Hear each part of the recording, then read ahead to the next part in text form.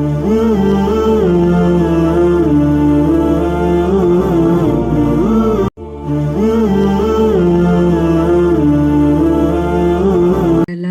یہ قرآن پڑھ رہے ہیں تو اس میں ہمارے لیے برکت اور رحمت کر، اور ہمیں اس سے وہ سب کچھ سکھا جو ہمارے لیے اس دنیا اور آخرت میں نجات کا باعث ہو۔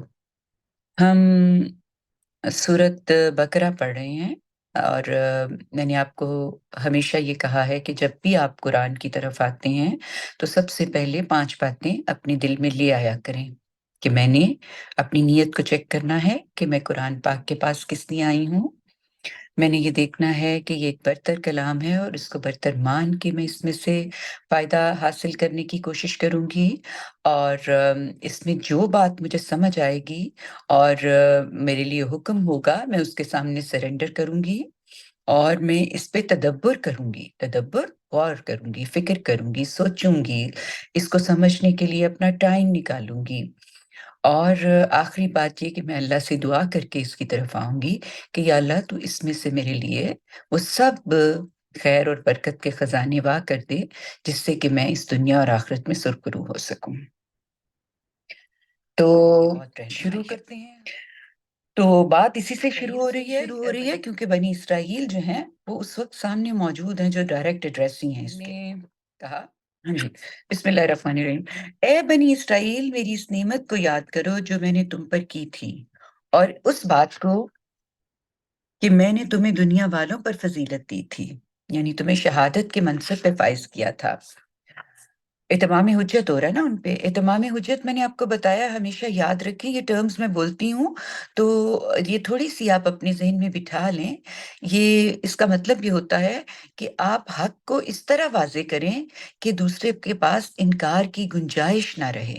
مایا کہ تم وہ بات یاد کرو کہ میں نے تمہیں دنیا والوں پر فضیلت دی تھی، اور اس دن سے ڈرو جب کوئی کسی کے کچھ بھی کام نہ آئے گا، اور نہ اس سے کوئی بدلہ قبول کیا جائے گا، اور نہ اس کو کوئی سفارش نفع دے گی، اور نہ لوگوں کی کوئی مدد ہی ان کو ملے گی۔ پیچھے ان کا معاملہ ڈسکس ہو رہا تھا نا کہ وہ کہتے تھے کہ ہم خدا کے برگزیدہ بندے، یعنی انبیاء، یعنی رسول اور انبیاء اور رسولوں کی اولاد میں سے ہیں، تو ہمیں تو آگ نہیں چھو سکتی نا۔ تو اس کا جواب پیچھے بھی دے دیا ہے، اور یہ جب ان پہ اتمام حجت کر دیا تو پھر اس کے بعد ان کو یہ بات پھر دوبارہ سے بتا دی کہ تم یہ کسی طرح سے کسی غلط فہمی میں نہ رہنا کہ تم اپنی کسی حسب اور نسب کی بنا پر تمہیں کوئی مدد ملے گی۔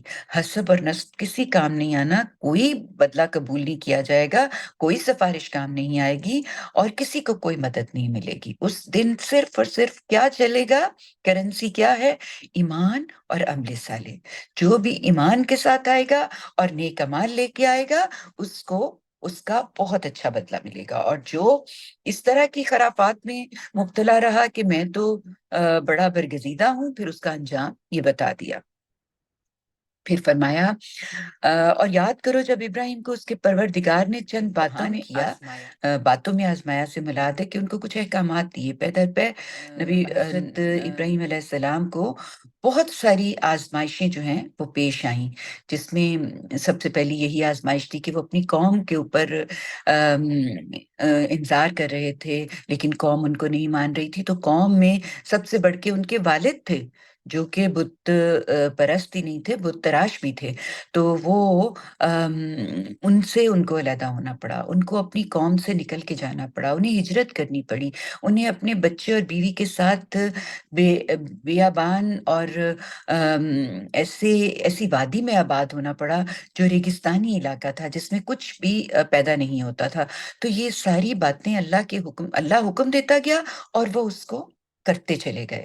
تو اللہ تعالیٰ فرماتے ہیں کہ پروردگار نے حضرت ابراہیم کو چند باتوں میں آزمایا تو اس نے وہ پوری کر دی، یعنی انہوں نے جو جو کہا اللہ نے انہوں نے پوری کر دی۔ فرمایا میں نے فیصلہ کیا کہ تمہیں لوگوں کا امام بناؤں گا، یعنی جو تمہیں کہا تم نے وہ پورا کر دیا، تو میں نے یہ فیصلہ کیا کہ تمہیں لوگوں کا امام یعنی لیڈر بناؤں گا۔ عرض کیا اور میری اولاد میں سے، فرمایا میرا یہ ہے ان میں سے ظالموں کو شامل نہیں ہے۔ اس کے بعد اللہ تعالیٰ نے فرمایا اور یاد کرو جب ہم نے سرزمین عرب میں اس بیت الحرام کو لوگوں کا مرجع اور ان کے لیے پناہ کی جگہ قرار دیا اور حکم دیا ابراہیم کو کہ اس قیامگاہ میں نماز کی ایک جگہ بناؤ، اور ابراہیم اور اسماعیل کو اس کا پابند کیا کہ میرے اس گھر کو ان لوگوں کے لیے پاک رکھو جو اس میں طواف کرنے، اعتکاف کرنے، رکوع اور سجدہ کرنے کے لیے آئیں۔ قابل توجہ بات یہ ہے کہ اللہ تعالیٰ نے حضرت اسماعیل کو امام بنایا۔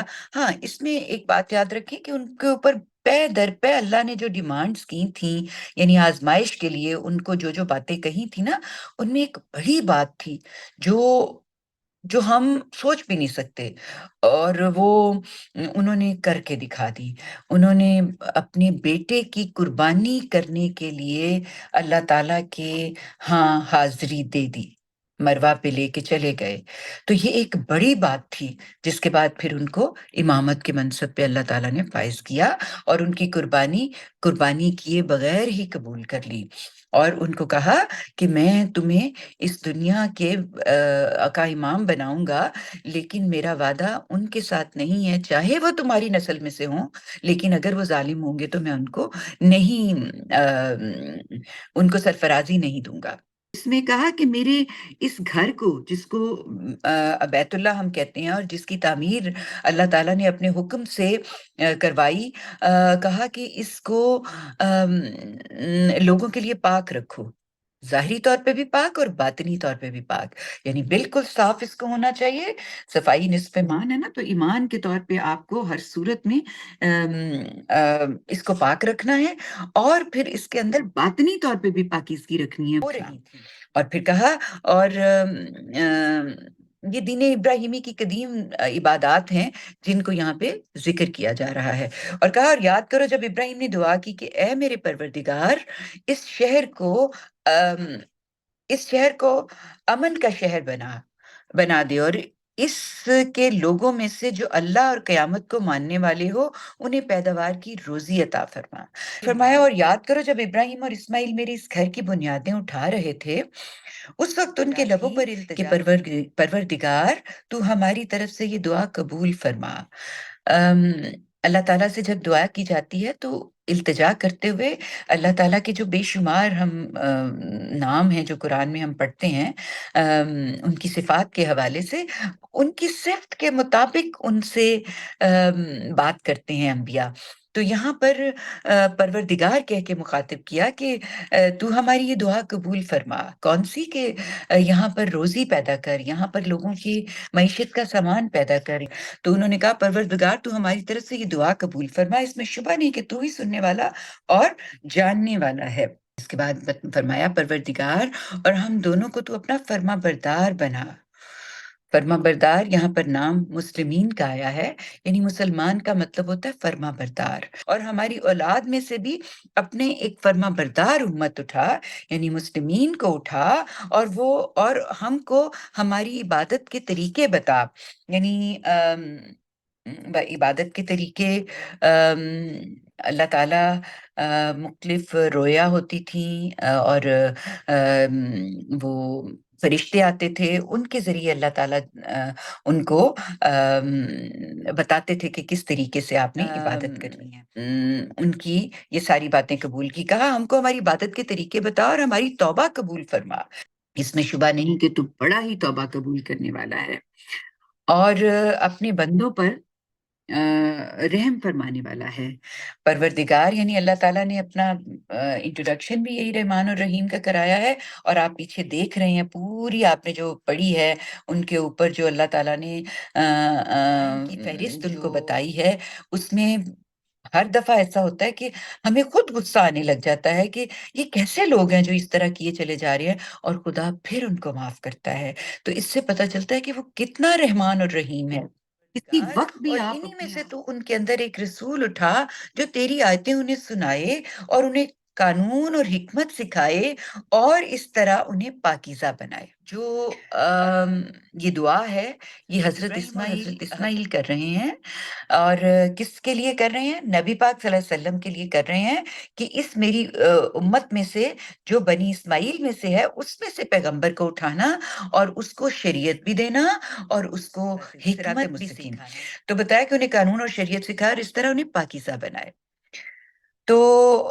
دین کا مقصد جو کہ حکمت اور شریعت کے ساتھ ہمیں ملا ہے، اس کا مقصد آگے اگلی بات میں بتا دیا اس طرح کہ انہیں پاکیزہ بنائے، پاکیزگی ہے۔ یعنی دین جو ہے یہ وہ راستہ ہے جس پہ چل کے ہم نے خدا تک پہنچنا ہے، اور اس دنیا میں ہم اس وجہ سے آئے ہیں کہ اس راستے پہ چلنے کے لیے ہم اپنے آپ کو پاکیزہ بنا لیں، صاف کر لیں۔ بڑا زبردست ہے، بڑی حکمت والا ہے۔ آم، یعنی آ، م، م، تو قانون بھی دے سکتا ہے، چونکہ تو زبردست ہے، چونکہ تیرے پاس حکمت ہے، تو ہی قانون دے گا اور تو ہی ہمیں وہ رستہ دکھائے گا جس پہ چل کے ہم نے تیرے تک پہنچنا ہے۔ اور ابراہیم کے دین سے کون ہے جو انحراف کرے؟ آم، حضرت ابراہیم جو ہیں وہ ان کے دو بیٹے حضرت اسحاق اور حضرت اسماعیل، یہ دونوں ان کے بیٹے تھے۔ یعنی ان کو حضرت ابراہیم کو ماننے والے آم، بنی اسرائیل بھی تھے اور بنی اسماعیل بھی تھے۔ تو یہاں کہا جا رہا ہے اور دین ابراہیم کے دین سے کون ہے جو انحراف کرے، کیونکہ دونوں ہی جو نسلیں چل رہی ہیں وہ ان کے جد امجد ابراہیم علیہ السلام ہیں۔ تو فرمایا ہاں وہی جو اپنے آپ کو حماقت میں مبتلا کر لے۔ کون ہے جو کرے گا اس طرح؟ جو اپنے آپ کو حماقت میں مبتلا کر لے۔ ہم نے اس دنیا میں بھی ہم نے اس کو اس دنیا میں بھی اپنے لیے خاص کیا، اور قیامت میں بھی وہ صالحین میں ہوگا۔ یعنی اس دنیا میں بھی اس کو امامت دی، اس کو بہترین سٹیٹس دیا، اور آخرت میں جب وہ قیامت میں آئے گا تو وہ صالحین میں سے ہوگا۔ وہی ابراہیم کے جب اس کو کہ پروردگار نے اس کو حکم دیا کہ اپنے آپ کو حوالے کر دو، تو اس نے فوراً کہا کہ میں نے اپنے آپ کو پروردگار عالم کے حوالے کیا۔ یعنی میں نے کہا ہے کہ تسلیم اور رضا میں حضرت ابراہیم جو مقام اور مرتبہ ہے وہ کمال پہ ہے۔ تو وہ ہر وقت خدا کے حضور پوری سپردگی کے ساتھ ڈال دینے کے لیے تیار رہتے تھے، اور کہا اور اسی دین کی نصیحت ابراہیم نے اپنے بیٹوں کو کی تھی۔ یعنی وہ دین جو حضرت ابراہیم علیہ السلام نے اللہ سے پایا، جس کے تحت انہیں امامت کے منصب پہ فائز کیا گیا، وہی دین جو ہے اس کی نصیحت حضرت ابراہیم نے اپنے بیٹوں کو کی تھی، اور اسی کی نصیحت یعقوب نے کی تھی، اور اس نے کہا تھا میرے بچوں اللہ نے یہی دین تمہارے لیے منتخب فرمایا ہے، اس لیے اب موت تک تمہیں ہر حال میں مسلمان رہنا ہے۔ تو پھر کہا پھر کیا تم اس وقت موجود تھے جب یعقوب اس دنیا سے رخصت ہو رہا تھا؟ اس وقت جب اس نے اپنے بیٹوں سے پوچھا تم میرے بعد کس کی پرستش کرو گے؟ تو انہوں نے جواب دیا ہم اسی ایک معبود کی پرستش کریں گے جو تیرا معبود ہے اور تیرے باپ دادوں ابراہیم، اسماعیل اور اسحاق کا معبود ہے، اور ہم اسی کے فرما بردار رہیں گے۔ یعنی وہی دین جو کہ حضرت ابراہیم، اسماعیل اور اسحاق کا دین تھا، اسی پہ ہم قائم رہیں گے۔ کون کہہ رہے ہیں؟ یا حضرت یعقوب۔ حضرت یعقوب کون ہے؟ جن کا لقب تھا اسرائیل، جن کے نام پہ بنی اسرائیل جو ہے وہ مشہور ہوتا ہے۔ تو فرمایا یہ ایک گروہ تھا جو گزر گیا، یعنی ان کو یہ ساری بات بتا کے فرمایا یہ ایک گروہ تھا جو گزر گیا، ان کا کیا ہے؟ ان کا ہے جو انہوں نے کیا، اور تمہارا ہے جو تم نے کیا۔ تم سے یہ نہ پوچھا جائے گا کہ وہ کیا کرتے تھے۔ ہمارے یہاں نا جو یہ اصال ثواب اور میں فلانے کے نام کو کر رہی ہوں، اس کے ذریعے سے نجات چاہ رہے ہیں، یہ جتنے بھی معاملات شرک کی طرف یا ڈی ٹریک ہمیں کرتے ہیں توحید سے اور اللہ سے تعلق کے، وہ اس ایک آیت سے ختم ہو جاتے ہیں۔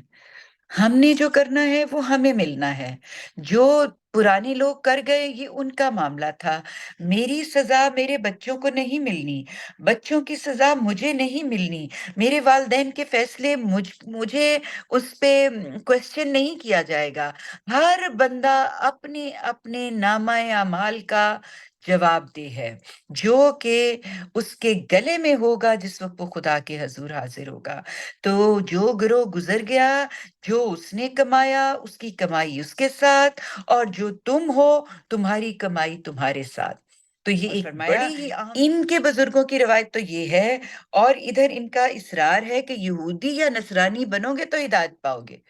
کہاں اللہ کیا بات کر رہے ہیں، اور ان کا اصرار کیا چل رہا ہے کہ یہودی ہو جاؤ یا نصرانی ہو جاؤ تو پھر تمہیں نجات ملے گی، ورنہ ملے گی نہیں۔ اور اللہ تو ایک ایک چیز بیان کیے چلا جا رہا ہے، حسب و نسب کوئی کسی طرح تمہارے کام ہی نہیں آنا، کسی کے طریقے جو ہیں وہ تمہارے لیے باعث نجات نہیں ہو سکتے، تم نے صرف وہی پانا ہے جو تم کما رہے ہو۔ اور یہ کہاں کھڑے ہیں، یہ کہہ رہے ہیں کہ تم یہودی ہو جاؤ یا نصرانی ہو جاؤ تو پھر تم ہدایت پاؤ گے۔ ان سے کہہ دو بلکہ دین ابراہیم کا دین اختیار کرو جو اپنے پروردگار کے لیے بالکل یکسو تھا اور مشرکوں میں سے نہیں تھا، یعنی وہ خدا کی توحید پہ قائم اور یکسوئی کے ساتھ بغیر کسی کو اس کے اندر شامل کیے وہ خدا کو ماننے والا تھا اور مشرکوں میں سے نہیں تھا، حالانکہ وہ مشرکوں میں پیدا ہوا تھا، اس کا باپ مشرک تھا۔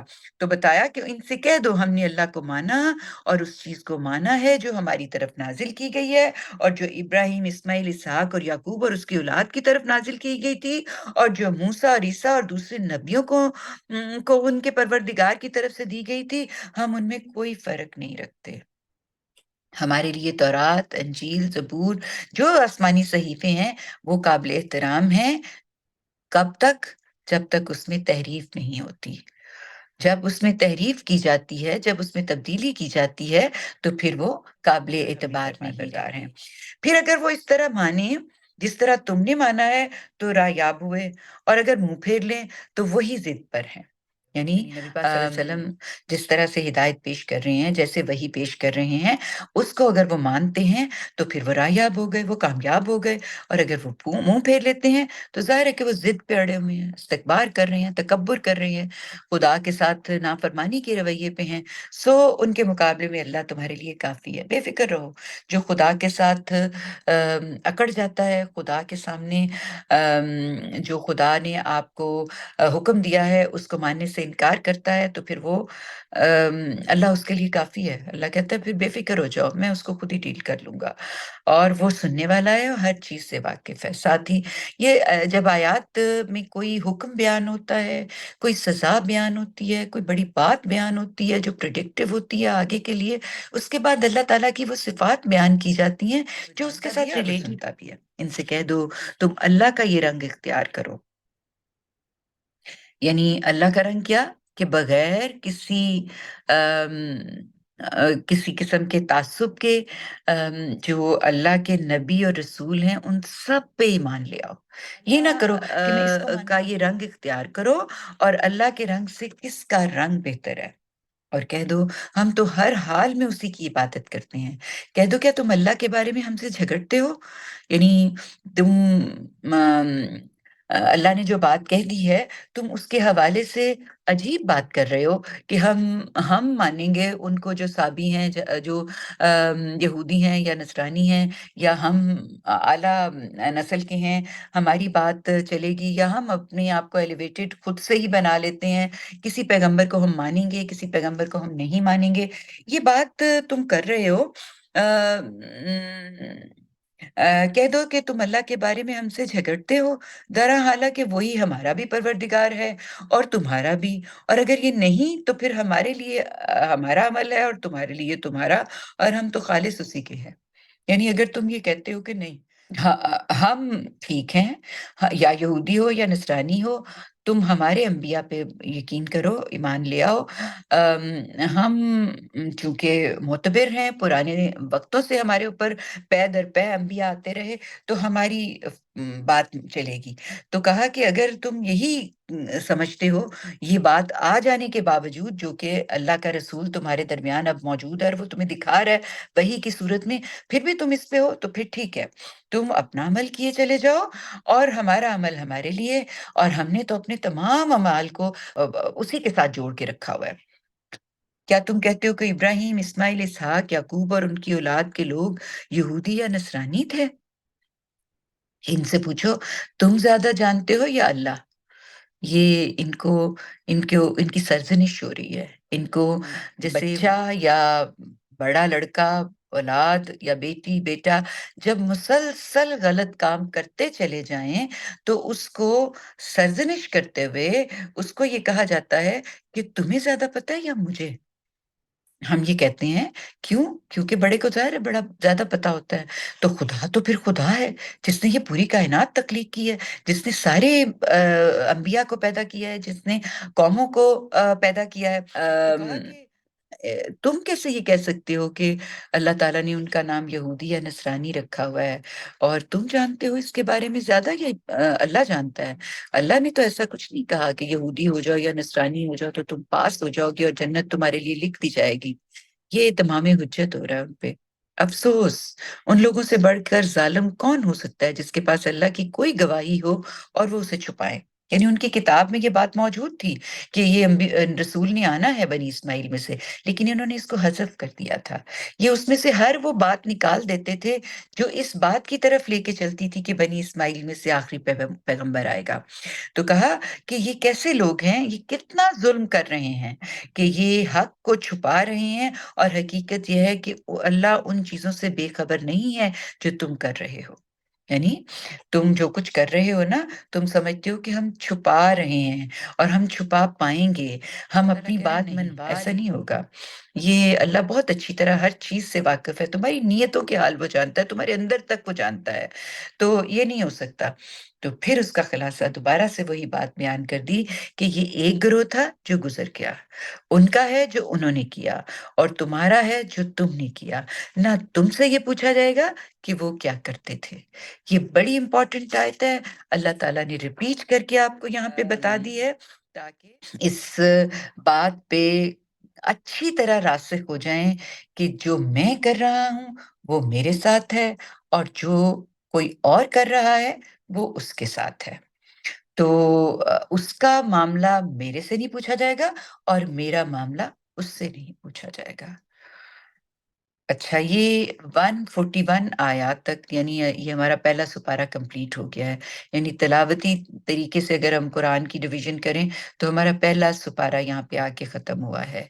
और अगर हम उसकी तरतीब जो है, वो इसके अंदर जो मौजूद है, उसके हिसाब से देखें, तो ये हम सूरत बकरा का तीसरा हिस्सा यानी पहली तमहीद, पहली फ़सल और अब ये दूसरी फ़सल यानी तीसरे हिस्से को हम पढ़ रहे हैं। तो मेरा ख़्याल है कि हम यहीं पर इसको ख़त्म कर लेते हैं।